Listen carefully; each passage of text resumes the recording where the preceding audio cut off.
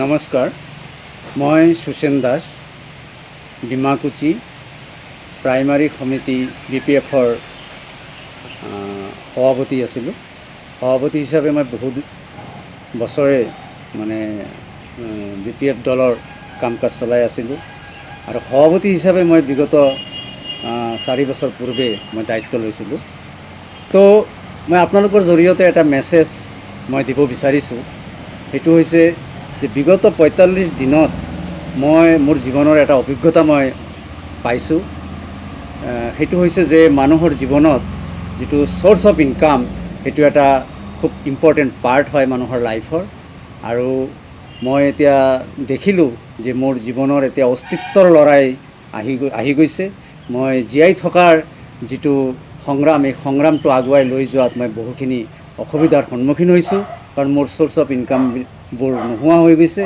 যাৰ কাৰণে মোৰ এখন দোকান আছিলে, যিটো দোকান এসময়ত জাকত জিলিকা আছিল, আজি সেই দোকানটো অলপ ডাউন হৈছে। তাৰ কাৰণে মই ভাবিছোঁ যে BPF দলৰ এই সভাপতি পদৰ পৰা মই ইতিমধ্যে ৰেজিগনেশ্যন দিছোঁ আৰু মই দলৰ পৰা অকণমান আঁতৰি আহিছোঁ। কাৰো দলক বেয়া পাই নহয় বা দলৰ কোনো নেতৃবৃন্দক বেয়া পাই নহয়, মোৰ এতিয়া জীৱন যুদ্ধৰ মোৰ যিটো ঘৰ সংসাৰ, মোৰ ল'ৰা ছোৱালীক পুহিব লাগিব ইত্যাদি কথাবোৰ চিন্তা কৰি মই নিজৰ দোকানত ব্যস্ত থাকিব লাগিব আৰু নিজৰ অসুবিধাৰ কথা নিজে সলভ কৰিব লাগিব। এইবোৰ চিন্তা চৰ্চা কৰি মই দলৰ পৰা আঁতৰি আহিছোঁ আৰু আপোনালোকৰ জৰিয়তে এই মেছেজটো মই সকলোকে দিব খুজিছোঁ। এই মুহূৰ্তত আপুনি এতিয়া যে মানে আপুনি BPFৰ পৰা যিটো পদত্যাগ কৰিলে, হয়, এতিয়া ভৱিষ্যতে আৰু কোনোবা দলত মানে যোৱাৰ এটা পৰিকল্পনা আছে নেকি?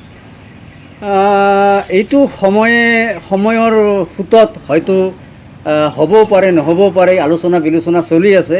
কিন্তু কথাটো হ'ল এই মুহূৰ্তত মই তেনেকুৱা সিদ্ধান্ত লোৱা নাই। কিন্তু কথা এটা আছে কি, আমি যিহেতু ছাত্ৰ সংগঠনৰ বেনাৰ পৰাই অহা মানুহ আৰু আমাৰ ডিমাকুচি যিটো নিখিল বড়ো ছাত্ৰ সন্থাৰ আঞ্চলিক কমিটিৰ বিষয়ববীয়াবিলাকৰ লগত আমাৰ এটা মধুৰ সুসম্পৰ্ক আছে। তো সেই হিচাপে মই ভাবোঁ যে তেওঁলোকৰ লগত থাকি তেওঁলোকৰ ফিডবেকত মই কিছু ছ'চিয়েল কাম কাজত হয়তো কৰি যাব পাৰিম।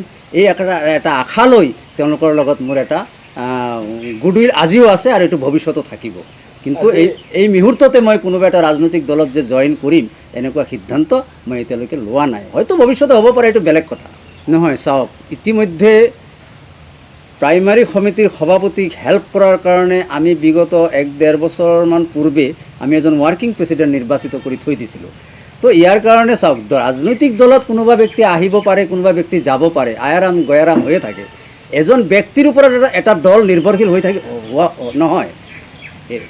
এতিয়া চাওক, কোনোবাই কাৰোবাৰ অসুবিধা হৈছে যাবও পাৰে, কাৰোবাৰ সুবিধা হৈছে সি আকৌ ইনপুটো হ'ব পাৰে, দলত সোমাবও পাৰে।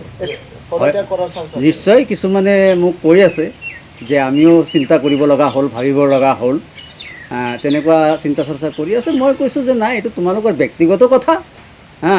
কোনে কোন দল কৰিব, কোনে ক'ত থাকিব নাথাকিব, সেইটো তোমালোকৰ নিজস্ব কথা। তোমালোকে অন্তৰাত্মাক সোধা, অন্তৰাত্মাই যিটো কয় সেইমতে তোমালোকে পদক্ষেপ লোৱা। হয়তো অনাগত দিনত আৰু 2-এজনো হ'ব পাৰে, সেইটো ডাঙৰ কথা নহয়। এতিয়া BPFত যিটো গৰাখহনীয়া আপুনি আনিছে, এই গৰাখহনীয়া তেওঁলোকৰ কিবা অনিষ্ট কৰিব পাৰে নেকি? এই মুহূৰ্তত মই এই বিষয়ত আপোনালোকৰ প্ৰশ্নৰ উত্তৰ নিদিওঁ, কাৰণ মই যদি কোনোবা ৰাজনৈতিক দলত এতিয়ালৈকে সোমোৱা নাই, গতিকে নিশ্চয় কিবা এটা ডিষ্টাৰ্বটো হ'বই না, এইটো স্বাভাৱিক কথা।